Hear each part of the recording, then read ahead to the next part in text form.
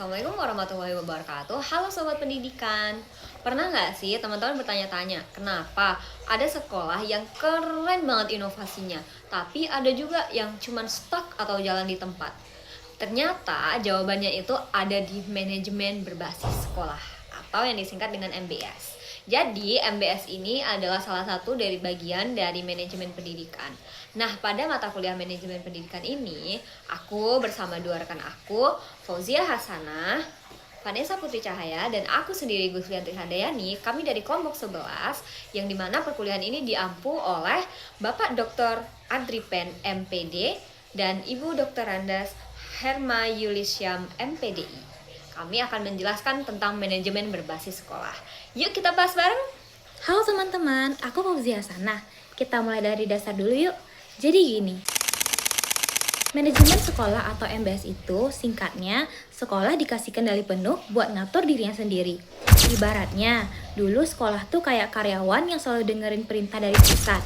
Sekarang, sekolah jadi bos bagi dirinya sendiri. Keren kan? Tapi jangan salah, jadi bos itu ada tanggung jawabnya ya. Tujuan MBS itu sederhana. Pertama, meningkatkan mutu pendidikan. Yang kedua, mengajak orang tua dan masyarakat ikut terlibat. Yang ketiga, biar dana sekolah lebih efisien dan tepat sasaran. Yang terakhir, menciptakan suasana belajar yang asyik dan juga kondusif. Nah, supaya tujuan itu tercapai, ada 5 prinsip MBS yang wajib dipegang. Yang pertama, mandiri. Sekolah berani ngambil keputusan sendiri. Yang kedua, partisipatif. Semua pihak terlibat dari satpam sampai komite sekolah. Yang ketiga, transparansi. Uang masuk kemana aja harus jelas. Dan yang keempat, akuntabel. Siap dilaporkan dan dinilai publik. Yang terakhir, berkesinambungan. Bukan program dadakan, tapi terus-menerus dibenahi. Intinya, MBS itu kebebasan yang bertanggung jawab. Sekolah bebas, tapi harus hebat. Nah, kenapa sih MBS ini muncul? Lebih seru lagi jawabannya. Langsung aja kita sambung ke presenter 2. Bye-bye! Halo, aku Guslianti Handayani lagi. Jadi, dulu itu sebelum MBS ada, Indonesia punya sistem pendidikan yang sangat sentralistik. Artinya, kebijakan apapun itu, bahkan dari kurikulum sampai jadwal upacara bendera, semuanya ditentuin dari Jakarta, dari pusat. Sekolah cuman tinggal jalanin aja. Akibatnya banyak sekolah kehilangan akal sehat. Oh my god. Contoh lucunya, sekolah di pinggir pantai dapat kebijakan ujian praktek bikin market gedung pencakar langit. Sementara sekolah di gedung disuruh bikin kolam renang. Kan gak make sense. Selain itu, mutu pendidikan pun merosot. Angka putus sekolah jadi tinggi, lulusan kurang siap kerja, dan masyarakat mulai protes halus kayak, kok sekolah nggak pernah dengerin kami sih gitu. Puncaknya di era reformasi pada 1999, pemerintah sadar, oh iya kita harus desentralisasi.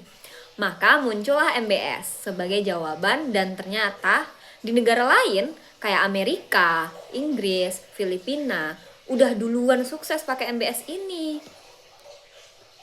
Jadi kesimpulannya, MBS ini lahir karena sentralisasi bikin sakit, desentralisasi bikin segernya pendidikan di Indonesia dengan adanya MBS ini. Gitu deh.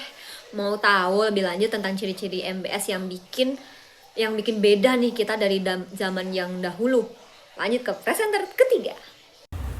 Halo semuanya, perkenalkan nama aku Vanessa Putri Cahaya as a presenter 3.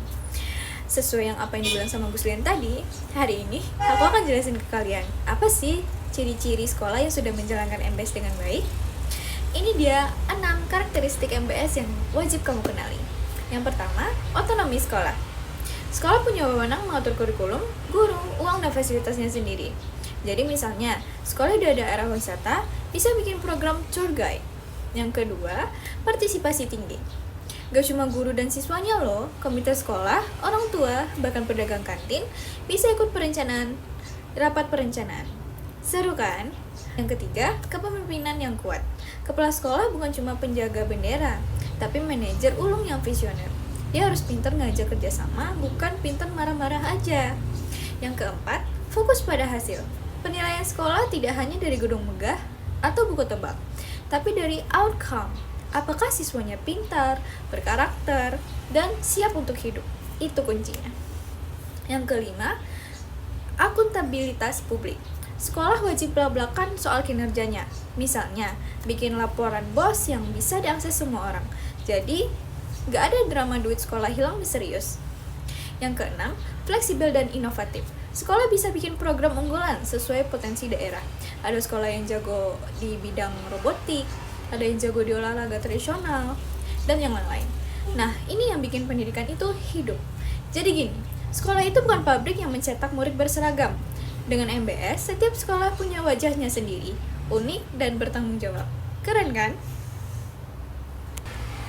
Nah guys, jadi kesimpulannya MBS itu memberi sekolah kemerdekaan. Tapi kemerdekaan yang cerdas, bertanggung jawab, dan melibatkan semua orang. Dari yang tadinya hanya menjalankan perintah, menjadi sekolah yang bisa menciptakan perubahan yang nyata.